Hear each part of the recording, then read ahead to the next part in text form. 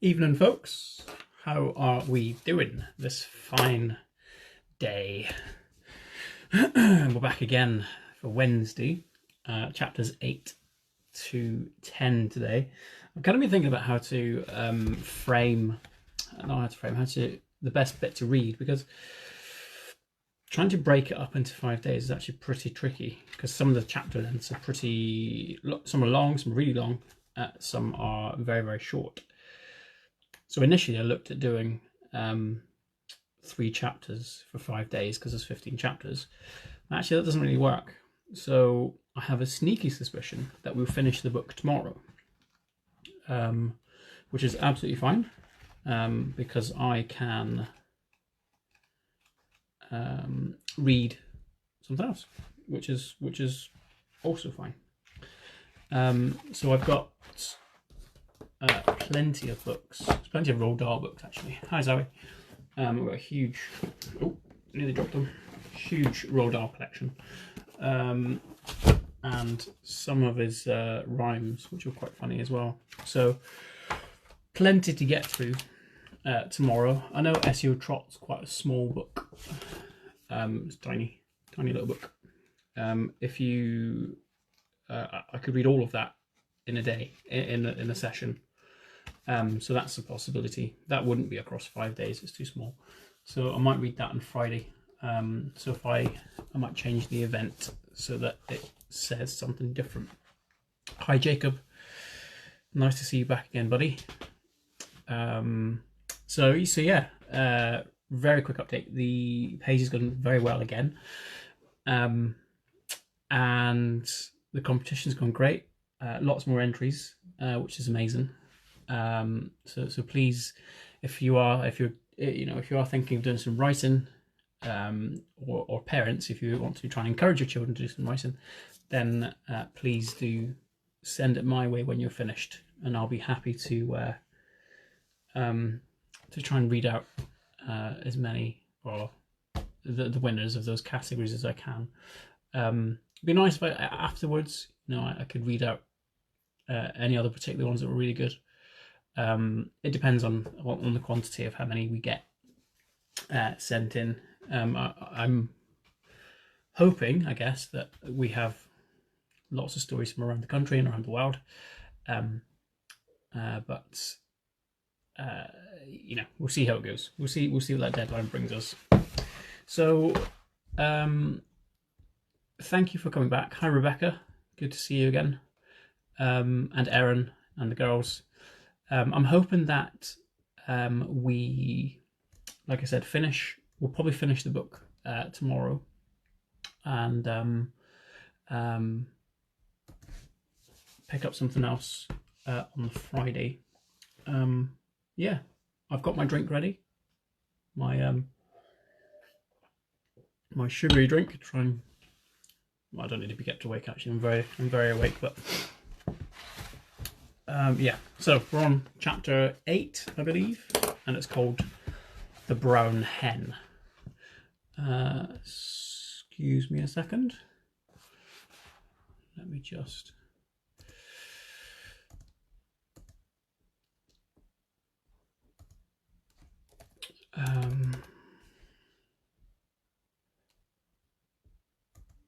Hi, Rachel. Good to see you back. Hopefully Reese and Amy are watching.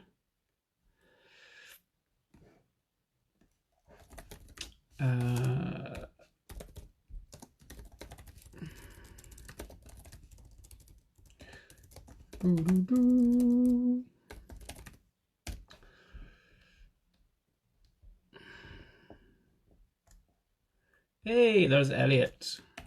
Good old Elliot. I do miss you, Elliot, you know that. I can't wait till I get back and see you all. Being away from my class has been just horrible. I don't like it. I don't like this distancing rubbish. And hopefully you're staying safe, Elliot. Your mum has been showing me lots of work that you've been producing. So it's quite amazing. I saw you doing maths this morning, I think. I'm sure I saw a video saying, or a picture saying 3,000 times table or 3 million times table. You're clearly very bored and got lots of time on your hands. So well done you. I like that. Keep it up. Okay, so we're going to read from The Brown Hen. We're on chapter 8. George stood in the farmyard looking up at the roof. The old farmhouse had a fine roof of pale red tiles and tall chimneys. There was no sign of Grandma. There was only a song thrush sitting in one of the chimney pots, singing a song. The old Wurzels got stuck in the attic, George thought. Thank goodness for that. Suddenly a tile came clattering down from the roof and fell into the yard. The song thrush took off fast and flew away. Then another tile came down, then half a dozen more, and then, very slowly, like some weird monster rising up from the deep, Grandma's head came through the roof. Then her scrawny neck, and the tops of her shoulders. How am I doing, boy? She shouted. How's that for a bash-up? Don't you think you'd better stop now, Grandma? George called out. I have stopped, she answered. I feel terrific. Didn't I tell you I had magic powers? Didn't I warn you I had wizardry in the tips of my fingers? But you wouldn't listen to me, would you? You wouldn't listen to your old Grandma. You didn't do it, Grandma, George shouted back to her. I did it. I made you a new medicine. A new medicine? You? What rubbish, she yelled. I did, George shouted. You're lying as usual, Grandma yelled. You're always lying. I'm not lying, Grandma. I swear I'm not. The wrinkled old face high up on the roof stared down suspiciously at George. Are you telling me you actually made a new medicine all by yourself? She shouted. Yes, Grandma, all by myself. I don't believe you, she answered, but I'm very comfortable up here. Fetch me a cup of tea. A brown hen was pecking about in the yard close to where George was standing. The hen gave him an idea. Quickly, he uncorked the medicine bottle and poured some of the brown stuff onto the spoon. Watch this, Grandma, he shouted. He crouched down, holding the spoon to the hen. Chicken, he said. Chick, chick, chicken. Come here. Have some of this. Chickens are stupid birds and very greedy. They think everything is food. This one thought the spoon was full of corn. It hopped over. It put his head to one side and looked at the spoon. Come on, chicken, George said. Good chicken. Chick, chick, chick. The brown hen stretched out its neck towards the spoon and went peck. It got a beakful of medicine. The effect was electric. Ow! Shrieked the hen and shot into the air like a rocket. It went as high as the house. Then down it came into the yard. Splosh! And there it was, sat with its feathers all sticking out from its body. There was a look of amazement on its silly face. George stood and watching it.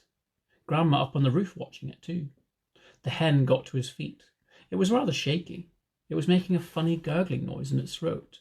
Its beak was opening and shutting. It seemed like a pretty sick hen. You've done it in, you stupid boy, Grandma shouted. The hen's going to die. Your father will be after you now. He'll give you socks and serve you right. All of a sudden, black smoke started pouring out of the hen's beak. It's on fire, Grandma yelled. The hen's on fire. George ran to the water trough to get a bucket of water. Then that hen will be roasted and ready for eating any moment, Grandma shouted. George sloshed the bucket of water over the hen. There was a sizzling sound, and the smoke went away. Old hen's laid its last egg, Grandma shouted. Hens don't do anything don't do any laying after they've been on fire. Now that fire was out, the hen seemed better. It stood up properly. It flapped its wings. Then it crouched down low onto the ground, as though it was getting ready to jump. It did jump. It jumped high in the air and turned a complete somersault, and then landed back on its feet. It's a circus hen, Grandma shouted from the rooftop. It's a flipping acrobat. Now the hen began to grow. George had been waiting for this to happen. It's growing, he yelled. It's growing, Grandma. Look, it's growing. Bigger and bigger, taller and taller it grew. Soon the hen was 4 or 5 times the normal size. Can you see it, Grandma? George shouted. I can see it, boy, the old girl shouted back. I'm watching it. George was hopping about from one foot to the other with excitement. pointing at the enormous hen and shouting, "It's had the magic medicine, Grandma. It's growing just like you did." But there was a difference between the way the hen was growing and the way Grandma grew. When Grandma grew taller and taller, she got thinner and thinner. The hen didn't. It stayed nice and plump all along. Soon it was taller than George, but it didn't stop there. It went right on growing until it was about as big as a horse. Then it stopped. "Doesn't it look marvellous, Grandma?" George shouted. "It's not as tall as me," Grandma sang out. "Compared with me, that hen is titchy small. I am the tallest of them all." Chapter 9. The pig, the bullocks, the sheep, the pony, and the nanny goat. It's a nice chapter now. At that moment, George's mother came back from shopping in the village. He drove a car into the yard and got out. She was carrying a bottle of milk in one hand and a bag of groceries in the other. The first thing she saw was a gigantic brown hen towering over little George. She dropped the bottle of milk. Then Grandma started shouting at her from the rooftop, and when she looked up and saw Grandma's head sticking through the tiles, she dropped the bag of groceries. "How about that then, eh, Mary?" Grandma shouted. "I bet you've never seen a hen as big as that. That's George's giant hen, that is." But, stammered George's mother. "It's George's magic medicine," Grandma shouted. We've both of us had it, the hen and I."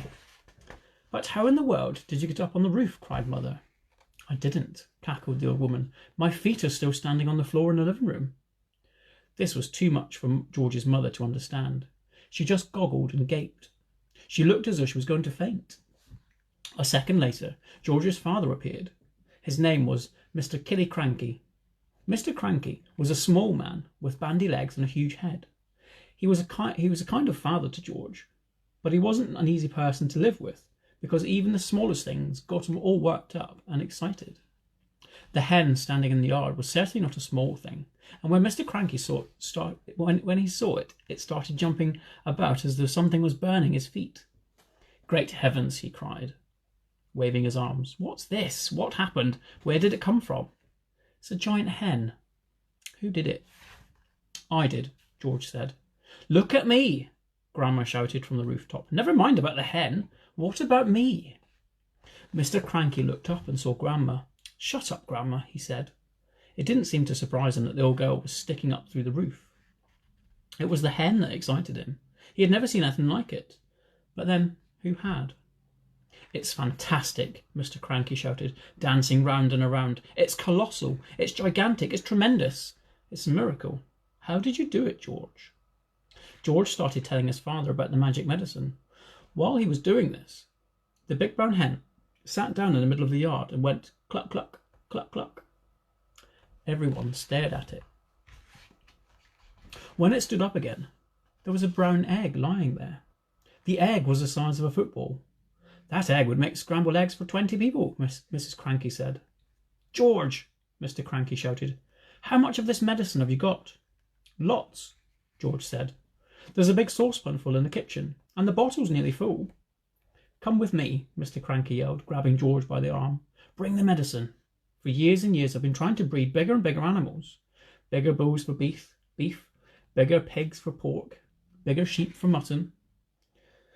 They went to the pigsty first. George gave a big spoonful of medicine to the pig. The pig blew smoke from its nose and jumped about all over the place. Then it grew and grew. In the end, it looked like this. I'll show you a picture. In the end, it looked like this. That's the smoke coming out. Huge big fat pig. They went to the herd of the fine black bullocks that Mr. Cranky had been trying to fatten for the market. George gave each of them some medicine, and this is what happened. Good old art by Tony Ross, or Quentin Blake, sorry. Lovely, lovely picture. And then the sheep. So some sheep.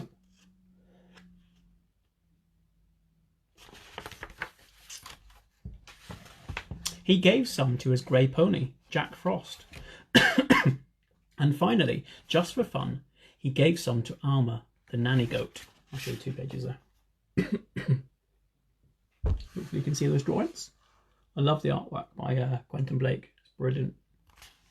He also does the David Williams books. Excuse me.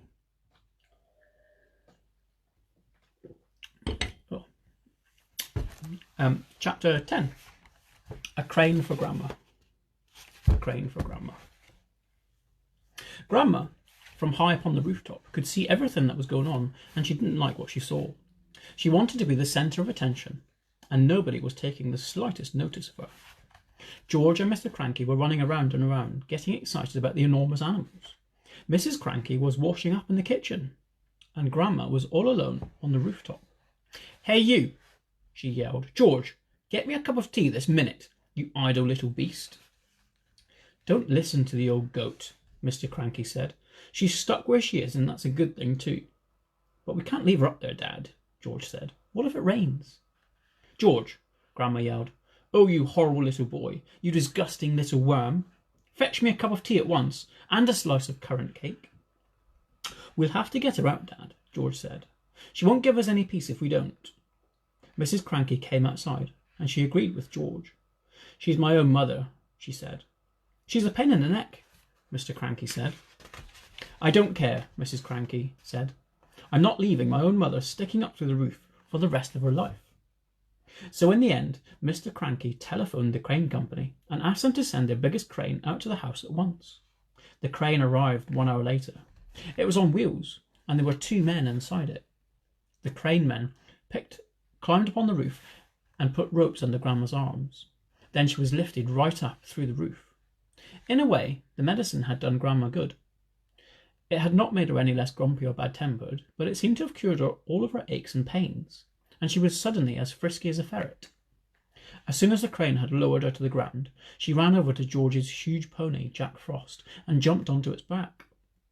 This ancient old hag, who was now as tall as a house, then galloped about the farm on a gigantic pony, jumping over the trees and sheds and shouting, "Out of my way! Clear the decks! Stand back, all you miserable midgets, or I'll trample you to death!" and other silly things like that. But because Grandma was now much too tall to get back into the house, she had to sleep that night in the hay barn with the mice and the rats. And there we have it.